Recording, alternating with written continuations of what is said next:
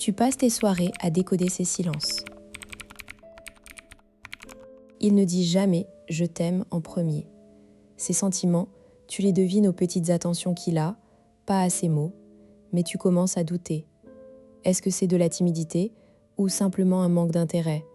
Tu regardes les autres couples, ceux qui s'affichent sur Instagram, qui se disent tout, et toi, tu te demandes si ton histoire est normale, si un homme qui se tait peut vraiment aimer. La réponse est oui, mais pas n'importe quel oui. L'amour chez un homme pudique ne ressemble à rien de ce qu'on t'a appris.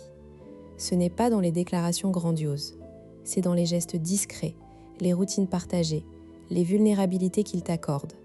Et si tu ne sais pas lire ces signaux, tu risques de passer à côté de quelque chose de vrai, de confondre sa réserve avec de l'indifférence. Tu vas comprendre pourquoi certains hommes expriment leur attachement par des actions minuscules plutôt que par des mots. Tu vas apprendre à distinguer l'homme pudique qui t'aime de celui qui se contente de te tolérer. Et surtout, tu repartiras avec 3 techniques concrètes pour l'aider à s'ouvrir, sans le braquer. Pas de psychologie de comptoir. Juste ce que la recherche en neurosciences et en psychologie clinique dit vraiment sur le sujet. Le faux paradigme, c'est de croire qu'un homme amoureux doit forcément être expansif. On nous vend depuis toujours l'image du prince charmant qui déclare sa flamme à genoux. Dans les films, le héros est toujours celui qui parle, qui écrit des lettres, qui clame son amour. On en oublie que la plupart des hommes ne sont pas câblés comme ça. Les études de la psychologue sociale Bella De Palo montrent que la majorité des hommes expriment leurs émotions de manière indirecte, surtout dans les premières phases de la relation. Non par manque d'amour, mais parce qu'ils ont été socialisés pour cacher leurs sentiments. L'homme réservé n'est pas un robot sans émotion. Il a juste appris à les garder sous contrôle. Et toi, tu as grandi avec cette croyance. Chaque fois qu'il ne dit pas « je t'aime », après un bon moment, tu interprètes ça comme un rejet. Tu cherches des preuves de son amour là où il ne peut pas les donner.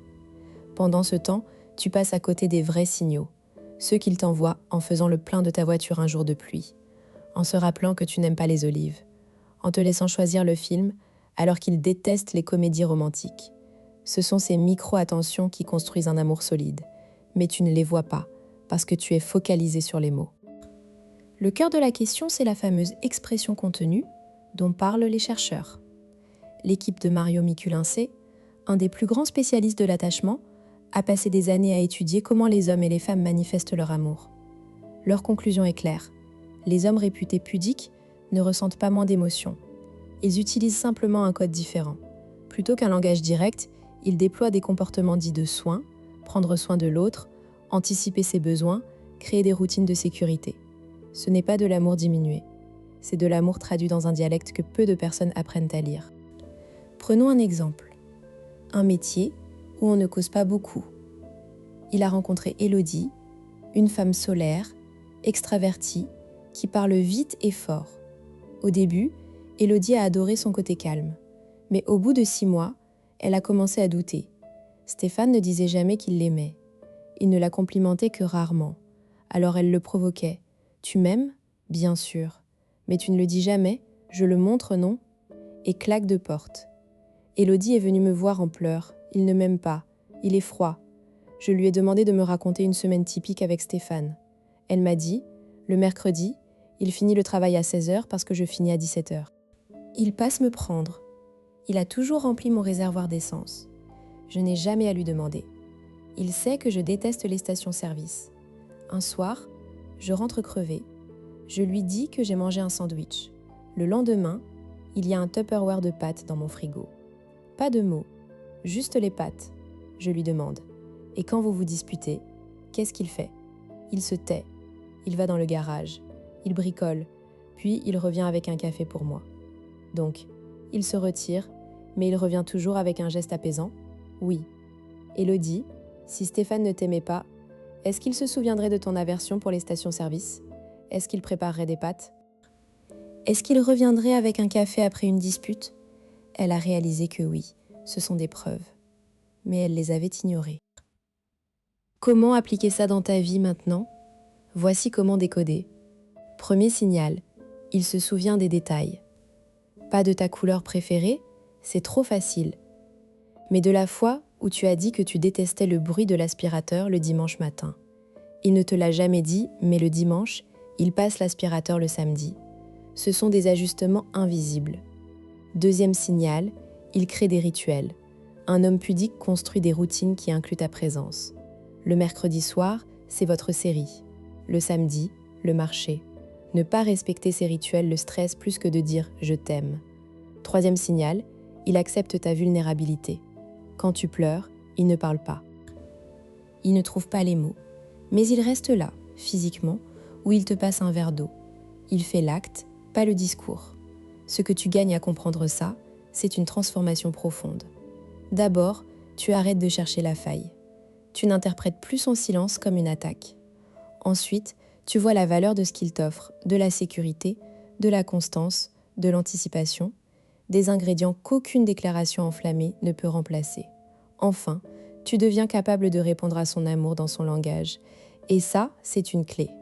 Les couples qui durent sont ceux où chaque partenaire apprend le dialecte de l'autre. Technique numéro 1, le renforcement des signaux non-verbaux. Tu veux qu'il s'ouvre ? Ne lui demande pas de parler. Crée des moments de silence partagé qui l'invitent à se livrer sans pression. L'astuce, choisis une activité où vous êtes côte à côte, pas face à face. Conduire, cuisiner, marcher dans la nature. Le contact visuel direct est trop intense pour un pudique. Pendant une balade, tu peux dire « Tu sais, je me suis rendu compte que tu remplis toujours ma voiture le mercredi. Ça me touche. » Tu ne poses pas de questions, tu fais une observation positive. Laisse le silence. Il va probablement répondre par un geste, il te prendra la main ou il accélérera le pas.